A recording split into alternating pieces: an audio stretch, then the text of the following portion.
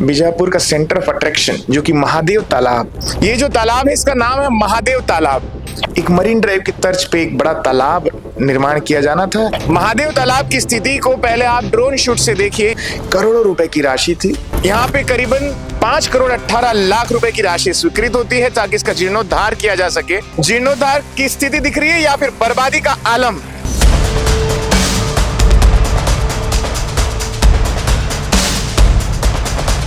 उस कवरेज में अभी क्या कुछ हुआ है ये जानने के लिए हम मौजूद है नगर पालिका बीजापुर के अध्यक्ष गीता सोम पुजारी जी। महादेव तालाब एक सेंटर ऑफ अट्रैक्शन था। लोग वेट कर रहे थे, इंतजार कर रहे हैं कि आखिर वो तालाब कब पूरा होगा। 5-6 करोड़ का था वो।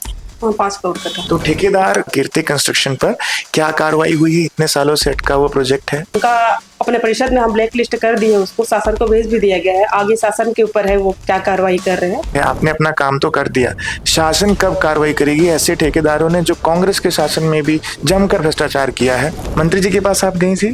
भाजपा के कौन है वो मंत्री, नगरीय प्रशासन मंत्री जी? अरुण साहू जी। 2-3 बार उनसे डिप्टी सीएम है अरुण साहू जी। तो मैं यही चाहूंगा कि कम से कम बीजापुर की जनता के हित के लिए आप यहाँ पे जो घोटाला हुआ है तो वो बीजापुर की जनता जो है उससे आज तक उभर नहीं पाई है। महादेव तालाब जो है करोड़ों का तालाब है।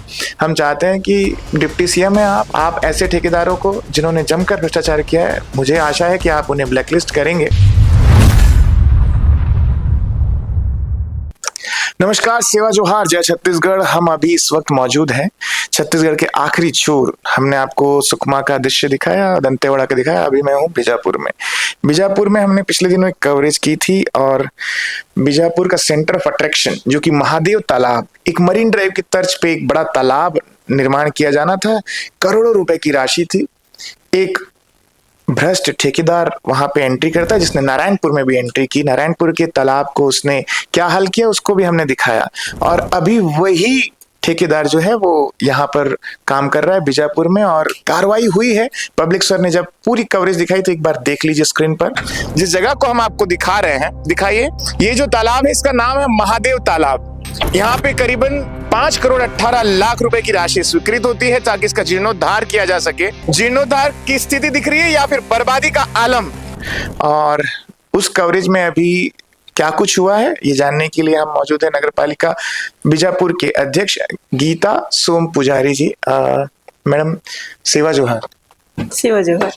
मैडम जानकारी बस इतनी चाहेंगे कि महादेव तालाब एक सेंटर ऑफ अट्रैक्शन था। लोग वेट कर रहे थे, इंतजार कर रहे हैं कि आखिर वो तालाब कब पूरा होगा।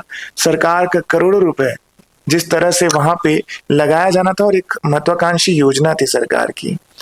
5-6 करोड़ का था वो। 5 करोड़ का था। 5 करोड़ में 65 लाख रुपए जारी हुए। 65 लाख जारी हुआ है जो कि कांग्रेस कार्यकाल में जारी हुआ था। मेरे आने के बाद आज भी अधूरा है वो तालाब। अधूरा है। हाँ, तो ठेकेदार कीर्ति कंस्ट्रक्शन पर क्या कार्रवाई हुई है? इतने सालों से अटका हुआ प्रोजेक्ट है। मैं आप सभी से कहना चाहती हूँ कि मेरे आने के बाद, मेरे कार्यकाल के बाद उनका एक भी चेक नहीं कटा है। जो भी चेक कटा था वो कांग्रेस के कार्यकाल में एक चेक कटा था, बस 58 लाख जो भी था। और मेरे आने के बाद तो चेक नहीं कटा है। और उनका अपने परिषद में हम ब्लैक लिस्ट कर दिए, उसको शासन को भेज भी दिया गया है। आगे शासन के ऊपर है वो क्या कार्रवाई कर रहे हैं, लेकिन अपने तरफ से हमने जो करना था कर दिया। मैडम कहीं ना कहीं बीजापुर की जनता ठगी महसूस कर रही है। आपने अपना काम तो कर दिया, शासन कब कार्रवाई करेगी ऐसे ठेकेदारों ने जो कांग्रेस के शासन में भी जमकर भ्रष्टाचार किया है? अब यहाँ पर जब भाजपा की सरकार है, आप भी भाजपा से ही है, तो आप नहीं चाहेंगे कि बीजापुर की जनता को न्याय मिले और करोड़ों रुपए की जो योजना है जिसमें भट्टा लगा करके ये लोग बैठते हैं ऐसे भ्रष्ट ठेकेदार, तो इनके ऊपर कार्रवाई करे, ब्लैकलिस्ट की कार्रवाई? ब्लैक लिस्ट तो कर दिए आप, और उससे ज्यादा हमारा जो था वो कर दिया। शासन से कोई ऐसा आदेश अभी तक आया नहीं कि शासन से एक बार और हम जाके खुद मिलेंगे मंत्री जी से कि ये प्रोसेस कहाँ तक पहुंचा है, मतलब जब कितना टाइम लगेगा इस प्रोसेस में, ये सब मैं खुद जाके मिलना चाहती हूँ मंत्री से। अभी तो मिली नहीं हूँ लेकिन मैं मिलूंगी खुद जाके। एक सवाल और है कि बीजापुर की जनता ये भी जानना चाहेगी क्या क्या कार्य योजनाएं हैं जो अभी आप लागू करने वाले हैं। बीजापुर के लोगों को कुछ अलग देखने को मिलेगा, बीजापुर उठकर सामने आएगा नगर पालिका के अंतर्गत, और कौन से काम? देखिए, बीजापुर के लिए ना सबसे पहले तो मैं बताना चाहती हूँ कि बीजापुर जो कि अस्त व्यस्त है, मार्केट एरिया देखा जाए या फिर यहाँ पे चौपाटी की व्यवस्था नहीं है, रोड के किनारे फुटपाथ की दुकान की व्यवस्था नहीं है। तो सबके लिए मैं सोची हूँ कि जैसे कि रोड के किनारे जितने भी दुकानें हैं, चाट गुपचुप जो भी ठेला दुकानें की लगती हैं, उसके लिए मैं नक्शा बन गया है। चौपाटी के 2 दुकान खुलने वाली है, जिसमें एक जगह 45 दुकान खुलने वाला है, जो एजुकेशन सिटी में खुलने वाला है। एक यहाँ पे बोलना चाहिए किशोरी होटल के बगल में ही है, जगह को बता नहीं सकती हूँ नाम मैं आपको। वहाँ पे भी नक्शा बन चुका है, वहाँ पे चौपाटी खोलने का मतलब हम सोच रहे हैं वहाँ पे। और दूसरा यहाँ पे सबसे ज्यादा बदबूदार बोला जाता है चिकन मार्केट से जो लगा हुआ है, मैं उसको बीजापुर से मतलब अलग एरिया में जो मार्केट में लोगों को गंदगी महसूस मत हो, वहाँ की जो स्मेल आती है वो सब लोगों को मतलब बहुत इरिटेटिंग कर रही थी, तो सबको मैं हटा के बीजापुर से बाहर ले जाना चाहती थी। वो प्रोसेस भी लगभग हो चुका है, उसका नक्शा बन गया है और बस टीएस होके वो बनने का बस प्रोसेस बचा है। वो जगह भी तय हो गया, हर चीज हो चुका है, वो मेरे कार्यकाल में वो भी कंप्लीट कर दूंगी मैं। एक आध लगभग 2-3 महीने बाद वो भी चालू हो जाएगा काम। चिकन मार्केट को जो बीजापुर से मार्केट से मेन मार्केट से लगा हुआ है वो अलग होने का, जो कि आज तक जो भी अध्यक्ष यहाँ रहे हैं वो कोई नहीं कर पाए इसको तो मैं करूंगी। ये 1-2 महीना में दिखेगा आप लोग को। दूसरा ये चिकन मार्केट, पहला ये चिकन मार्केट, दूसरा चौपाटी का, जो कि अभी तक कोई बना के नहीं गया यहाँ से, तो वो चौपाटी का नक्शा वगैरह सब मैं बनवा चुकी हूँ और ये भी मैं करूंगी। ये दूसरा मेरा प्रोग्रेस है।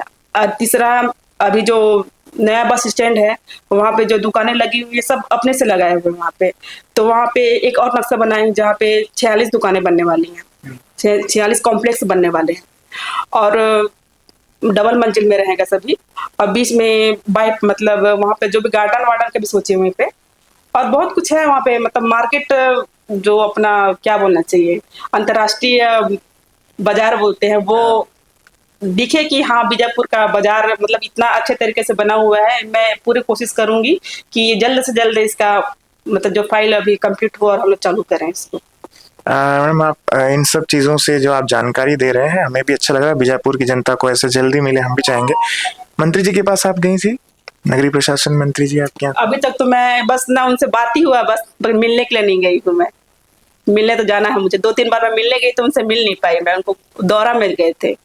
भाजपा के कौन है वो मंत्री, नगरीय प्रशासन मंत्री जी? अरुण साहु जी। अरुण साहु जी 2-3 बार उनसे बात, डिप्टी सीएम है अरुण साहु जी। और मैं तो बीजापुर में आया हूँ, अरुण साहु जी आप अच्छे से जानते हैं मुझे, तो मैं यही चाहूंगा कि कम से कम बीजापुर की जनता के हित के लिए आप यहाँ पे जो घोटाला हुआ है, जो कांग्रेस शासन में घोटाला हुआ है, कांग्रेस शासन से घोटाला हुआ है, तो वो बीजापुर की जनता जो है उससे आज तक उभर नहीं पाई है। महादेव तालाब जो है करोड़ों का तालाब है। हम चाहते हैं कि मैडम ने भी कार्रवाई कर दी अपनी तरफ से, तो डिप्टी सीएम है आप और आपके पास सब कुछ वो पावर है। आप ऐसे ठेकेदारों को जिन्होंने जमकर भ्रष्टाचार किया है, मुझे आशा है कि आप उन्हें ब्लैकलिस्ट करेंगे और बीजापुर की जनता को एक नया महादेव तालाब की जो कल्पना वो कर रहे हैं उनको वो तालाब मिले मरीन ड्राइव की तर्ज पर। मैडम मैं सही हूँ? जी बिल्कुल सही होते हैं। ओके, तो बीजापुर की जनता के लिए मैं जितने भी कवरेज कर रहा हूँ उनको आप दर्शक पहुंचाइए, क्योंकि जिम्मेदारी तय करनी जरूरी है। डिप्टी सीएम भी अपनी जिम्मेदारी तय करके जरूर आपको न्याय देंगे, ऐसी मेरी भी आशा है। बने रहिए मेरे साथ। मैं रोहित सोनी, पब्लिक स्वर।